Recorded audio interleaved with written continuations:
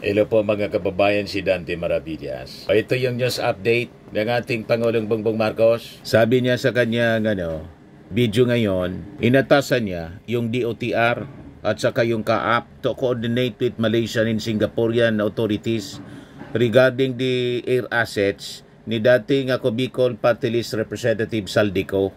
So, pakinggan natin mga kababayan yung sinasabi, yung update ng ating Pangulong Bongbong Marcos dito sa flood control scandal.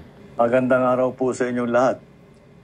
Ito po ay patuloy na aking pagre-report sa taong bayan tungkol sa mga development sa mga kaso hinggil sa mga flood control project na iskandalo. Ngayong araw, inutasan ko ang DOTR at saka yung CAAP na makipag-ugnayan sa mga kaibigan natin sa Malaysia at saka sa Singapore. Dahil ang mga pag-aari na helicopter at saka aeroplano ay mukhang doon tinatago ni Saldico. At nakarehistro po ito sa kanyang kumpanya na tinatawag ng Misbis Aviation and Development Corporation. Misbis Corporation. Nagkaroon na ng freeze order ang AMLAC, kaya lahat ng galaw at disposisyon ng mga aircraft na ito ay lalong-lalo na ngayon ay ipinagbabawal. Dahil kailangan natin ipalaman sa lahat ng mga pugante, hindi pwedeng gamitin ang mga ari-arian na galing sa kaban ng bayan na tinakaw ninyo para tumakas o umiwas sa batas. You cannot steal from Filipino people and expect to hide or fly away on your private jets. You have the money to run, but you cannot outrun the Republic of the Philippines. Kaya kayo mga pugante, umuwi na kayo. Ang payo ko sa inyo, hindi na kayo turista. Pinahabol na kayo ng batas. At isa pang development po, ngayong araw din kinonfirma ng DOJ na si Henry Alcantara ay nagbalik na ng 110 million sa gobyerno at sa loob ng 2 linggo ay magbabalik pa ng 200 milyon. This government intends to bring back every peso, every asset, every person responsible and return it to the Filipino people. Maraming salamat po. Magandang araw po sa inyo lahat. Kaya natuwa yung ating mga kababayan. I salute you. Your more strong determination to solve our problems regarding corruption. Go, go, go, PBBM. God always there for your protection. And we are here behind you to support your advocate for your country, man, and for our Pilipinas. Sabi ni Rhea, dapat lang ibalik nila kasi pera ng taong bayan yan. Salamat, President Bongbong Marcos. God protect you always. God bless you and your whole family. Good job, Mr. President. Sabi ni Noe, sabi ni Cheryl, yung ayaw kay PBBM pero lagi naman silang update dito sa FB ni PBBM. Para lang may ibati ko sa mahal na Pangulo. Ang mga keyboard warriors, pag masakit sa mata ninyo, umalis kayo dito. Pag inggit pikit, hanggang ngak-ngak lang kayo. Wala namang ebidensya. Patuloy mo lang yan, mahal na Pangulo. PBBM, we are proud of you na may Pangulo kaming katulad po ninyo. Love you and God always.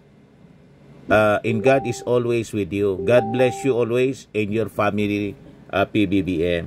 Lagi kasi mga kababayan umaatake agad-agad. Pati sa Facebook account ng ating Pangulong Bongbong Marcos, yung mga trolls ng mga Duterte. Ayan feeling hero, all around boss, utal-utal talaga pag tawadan sila. Kailan mo ibabalik yung sayo? Ang mastermind naging Poncio Pilato. Ganyan ang tao mga kababayan. Gumawa ka ng tama, mali. Yung gumagawa ng mali, tama. Tayo naman po, hindi na tayo nagtataka sa ganyang uri ng pag-iisip kasi biblical siya po na sa huling mga araw daw, ganyan ang uri ng mga tao. Mas gusto nila yung mga taong masasama kaysa sa mabubuting tao. Mas gusto nila sa mali kaysa sa tama.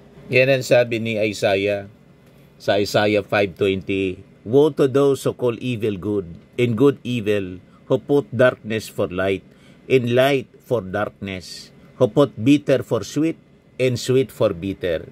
Lahat baliktad po. Yung matamis, mapait sa kanila. Yung mabuti, masama sa kanila. Yan ang nangyayari ngayon mga kababayan. Kaya makikita mo sa mga reactions ng mga tao, masasama pa rin ang kanilang mga sinasabi sa ating Pangulong Bongbong Marcos na gumagawa ng mabuti. Di ba, mga kababayan? Pero marami pa rin pong natutuwa, siyempre. Saludo kami kay BBM. God bless. I trust you, our PBBM, for doing the right job. Sabi ni Jimbo, good job. Thanks more. Thanks to PBBM and administration. Si Ferrer, yung kay Insan. Patama kay Martin Romualdez. Si Martin Romualdez nga po, no adverse findings. Yung ICI, anong magagawa nilo? Ngayon walang ebidensya. Yung witness na nagtuturo kay Martin Romualdez, nagtago na kasi ayaw matanong. Yung witness ni Marcoleta na present kay Marcoleta ni Mike Defensor, nagtago na po. Si Saldico naman po, ayaw umuwi para din hindi matanong. Sige lang ang gawa ng videos. Ayos O ngayon, malamang malamang mga kababayan, yung business empire po ni Saldico mag-collapse. Bakit po? Yun ang dinig namin dito po. Nagsisipag-alisa na daw yung mga empleyado kasi hindi na mas sweldohan ng maayos kasi na-freeze yung mga assets niya. Mga bank accounts, assets, pati mga insurance, na-freeze mga kababayan. Nadamay yung mga empleyado. You see? At ngayon, pati yung kanyang mga air assets po, ang latest na utos ng ating Pangulo sa CAAP, mag-coordinate na sa Malaysian and Singaporean Airlines para siguro ma-recover, maibalik dito sa ating bansa. Kasi ang sabi doon itinago, mga kababayan, nakalabas na ng ating bansa. Sabi ni Mark Sala de la Cruz, mahal na Pangulo, kung may ghost project ang DPWH, meron din pong ghost student sa Region 3. Sana po mapansin ninyo kami mga private sector na eskwelahan. Kami po ay isa lamang sa mga maliliit na eskwelahang illegal na inakusahan na may ghost students without any basis or due process. We can prove that we are legal with all due respect po sa DepEd. Mahal naming Pangulo, kami po ay 3 taon nang lumalaban pero di po sumasagot ang DepEd sa amin after sa letter na binigay nila sa amin sa pagbigay ng re-evaluation. Mahal naming Pangulo, 3 taon na po kaming di nababayaran. Sana po matulungan ninyo kami. Salamat po. Kaya nga po, yung ating may sumbong sa Pangulo. At ngayon, nilunsad nga po ng DICT, idagdag ko na lang po ito, ang transparency portal sa lahat ng agencies ng gobyerno. Pero itong sumbong po ninyo dito, direkta sa page ng ating Pangulo, sa Facebook, alamang mapansin ito. At immediately, utos ang ating Pangulo na i-verifika ito pong inyong kaso dyan sa Region 3, sa DepEd, na sinasabi ninyong ghost students. Kanina inilunsad po ng DICT ang transparency portal. Ito po, pakinggan natin. Araw ay makakasama natin sina DICT Secretary Henry Aguda, Assistant Secretary Luis Miguel Planas at SSS President and CEO Robert Joseph Montes de Claro upang bigyan tayo ng update sa bagong SSS portal at mga benepisyong handog nito sa ating mga kababayan. Magandang araw po, Secretary. Magandang good morning. Good afternoon na pala. Thank you, Yusek Claire. Sa ngalan ng Department of Information and Communications Technology, isang mainit na pagbati sa ating mga kababayan. Saan man kayo naroon, sa lungsod man o sa malayong komunidad, at saka Happy Thanksgiving po dun sa mga nasa North America po. Nandito po kami ngayon para ibahagi ang isa sa mga pinakamahalagang hakbang ng gobyerno sa larangan ng digital governance. Layunin nito na gawing mas malinaw, mas bukas at mas accessible ang impormasyon tungkol sa kung paano ginagamit ang pera ng bayan. Bahagi ito ng vision ng bagong Pilipinas, kung saan ang bawat Pilipino ay may karapatan at kakayahang makita at maunawahan ang pamamahala ng gobyerno. Ngayong araw, nais naming i-highlight ang Transparency Portal. Ano po ba ang Transparency Portal? Sa pinakasimpleng paliwanag, ito ay isang AI-powered website na nagpapakita ng budget at paggastos ng gobyerno sa paraang madaling maintindihan. Kasi po, minsan mahirap pong matanto kung ano yung mga transaksyon. With the AI-powered transparency portal, meron po kayong kasama na mag-figure out kung ano yung mga bagay na gusto nyong masagot. Noong pong November 24, ngayong taon po, ilinunsad po ni Presidente Ferdinand Marcos ang DPWH Transparency Portal kasama po si Secretary Vince bilang bahagi ng mas malawak na push para sa open government at mas malinaw na pag-uulat sa publiko. May dalawang pangunahing features po ito. Una, meron po siyang visual dashboard. Makikita agad ang breakdown ng budget gamit ang charts, graphs at infographics. One screen view lang, kaya madaling intindihin at mobile friendly pa siya. Kaya kahit sa basic smartphone po, pwede nyo na pong ma-access yan. Pangalawa po, meron po siyang AI chatbot.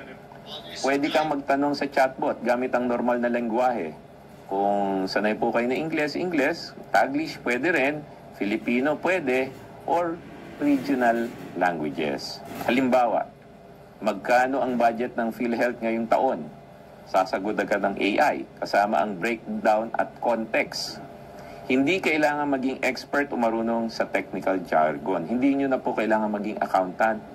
Yung AI po tutulong sa atin para ma-figure out kung paano nagagastos ang isang bagay at ano yung impormasyon na kayang maintindihan natin pong lahat. Ang goal natin ay magkaroon ng malawak na digital transparency system kung saan bawat Pilipino ay may access sa malinaw at updated na impormasyon tungkol sa pera na ginagamit ng gobyerno. Kamakailan po, linaunch po yung PhilHealth last Tuesday po. Nais naming ibahagi ang transparency portals ng PhilHealth at SSS. Inilunsan din po ng Pangulo to. Para sa PhilHealth Transparency Portal, live na ito at pwede nang bisitahin sa philhealth.open.gov.ph. Pwede nyo rin pumuntahan sa PhilHealth mismo or dumiretso kayo dun sa open.gov.ph. Dalawa pong website ang pwede nyo puntahan. Dito makikita ng bawat Pilipino kung gaano ginagamit ang pondo ng PhilHealth sa paraang visual, malinaw, at madaling maintindihan. Mobile friendly din po ito, kaya kahit nasa probinsya or baryo, basta may access, kaya nyo na pong makita. Para naman po sa SSS Transparency Portal, kasama ko po si PCOJ po. Kasama natin dito mamaya si Assistant Secretary Miggy Planas at ide-demo niya po live yung SSS portal. Ngayong araw din po ito naging live. So ito po yung first time na makikita nyo rin siya. Bakit po mahalaga ang transparency portal? Para sa mamamayan, malalaman kung saan napupunta ang buwis nila. Madaling gamitin kahit hindi high-tech or savvy, accessible kahit sa smartphone at sa lahat ng probinsya or baryo. Para naman po sa gobyerno, para po sa amin, nagpapalakas ng tiwala ng publiko. Mas mahirap maitago ang irregularities. Mas mabilis at standardized ang reporting sa bawat ahensya. At ito po'y panglaban po natin sa korupsyon. Sa simpleng logic, mas maraming mata sa datos, mas mahirap magtago ng anomalya. Ang bawat Pilipino ay pwedeng maging watchdog ng gobyerno. At dyan po sa ating transparency portal, makakaasa kayo, walang fake news. Malinaw ang mensahe ng Pangulo. Gamitin ang teknolohiya para labanan ang korupsyon. Gawing episyente ang serbisyo at ibalik ang tiwala ng publiko sa gobyerno po. Ang transparency portal ay bahagi ng mas malaking vision para sa digital governance. Nauna lang po ang DPWH, PhilHealth at SSS. Mga susunod na linggo po, nakikipag-ugnayan na po kami sa mga ibang ahensya. Wait, and there's more. So in the coming weeks po, lalabas po yung mga transparency portal ng mga ibang ahensya. Matapos ang taon, magiging standard na yan at normal. Siguro po, isa rin po sa gusto naming ibahagi sa inyo, si DICT po, nagsimula na rin ng live bidding. Alam ko po, mga naririnig nyo, yung mga ibang ahensya at saka ibang LGUs nagla-live bidding. Kami po'y nagsimula ng mag-live bidding April 15 pa. Ginanap ng DICT ang kauna-unahang live stream public bidding sa Facebook. Isang makasaysayang hakbang para buksan sa publiko ang procurement process na real-time. Layunin nito ang gawing mas bukas, transparent ang proseso ng government procurement at bigyan ang bawat Pilipino ng pagkakataong masubaybayan kung paano ginagamit ang pondo ng bayan. Ito po ang klase ng governance na gusto nating itaguyod. Ngayon po naman, kaya namin ina-announce yan, kung hanapin nyo po kami sa Facebook, nag-transition na po kami sa YouTube. So simula noong Setyembre naman, lumipat na ang DICT sa YouTube platform para sa mga live stream bidding. Mas malawak ang reach ng YouTube at mas interactive po siya. Just in case po yung mga ibang binabantayan siya sa Facebook tapos nagtaka, baka na-miss nila yung announcement, lumipat na po kami sa YouTube. At sa YouTube po, pwede nyo pang i-replay at panoorin ulit yung mga bidding. Panghuling dagdag na lang po bago ko i-turn over yung demo kay Asik Miggy. Gusto rin naming ibahagi ang pinakabagong updates sa Bayanihan SIM program. Isa sa mga hakbang ng gobyerno para siguraduhin walang estudyante o guro ang maiiwan sa digital learning, lalo na po sa mga lugar na unserved and underserved. Ang Bayanihan SIM ay isang government initiative na nagbibigay ng free SIM cards na may internet access sa mga estudyante at guro bilang bahagi ng DICT's Digital Inclusion Program. Nakikipagtulungan dito ang mga major telcos po, Smart Communications, PLDT at Dito, at saka Globe. Para sa mga estudyante, bawat SIM ay may 25 gigabytes data per month, valid for 1 year. Magagamit ito sa online classes, modules, research at communication sa teachers and classmates. Layunin nito na walang estudyante ang maiiwan dahil sa kakulangan ng koneksyon. Ito po ay isang project na inatasan sa amin ng Pangulo. Kasama po natin dito ang DepEd, DSWD at DILG sa pagpili ng mga beneficiaries, lalo na sa mga schools na hard to reach. Ito na po, This is yung real-time transparency portal ng may performance PhilHealth. analytics dashboard din po tayo. Makikita natin yung claims and benefits and statistics ng ating PhilHealth. There po, PhilHealth nationwide coverage. Makikita po natin sa screen. And we know po na ang numero, they're just numbers if the people don't really understand. No? So we also created an AI for all the transparency portals. And this is for the AI to help laymanize o para mapadali ang pag-intindi ng taong bayan sa ating datos na ipinapakita po sa transparency portal natin. O, di ba? Ito dapat isama yung Office of the Vice President. Lahat daw ng agency ng ating gobyerno. May tanong kanina ng taga Net25, yung reporter, si Santos, Eden Santos, talaga gagawin yun para makilala na ang identity ni Mary Grace Piatos. Di ba pa? O ito, yung tanong ni Eden Santos. Afternoon po. Good afternoon, Kung ang Eden. goal po ng transparency portal ay maiwasan po natin yung korupsyon, ano? Ngayon ay talaga namang very visible. Bakit po yung Office of the Vice President ay hindi po natin isinama doon sa unang nilagyan nito kung meron pong akusasyon, aligasyon ng korupsyon sa tanggapan po ni Vice President Sara Duterte? Yun nga yung napaliwanag ko kanina, no?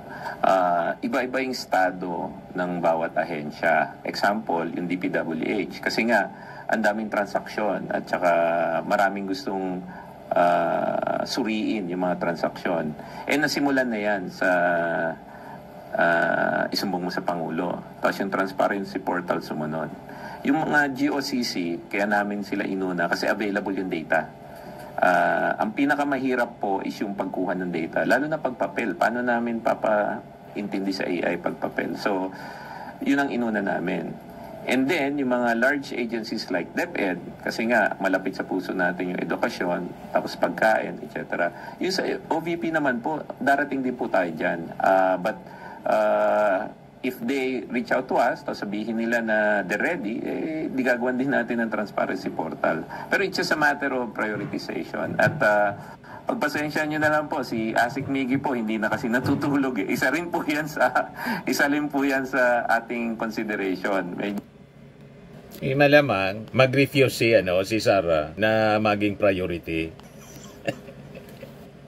Di ba? Nalagyan ng transparency portal kasi maglalabasan dyan ang mga chichirya. Ayan lang po, mga kababayan, yung short video natin ngayon. Ako po si Dante Maravillas. Bye-bye. God bless.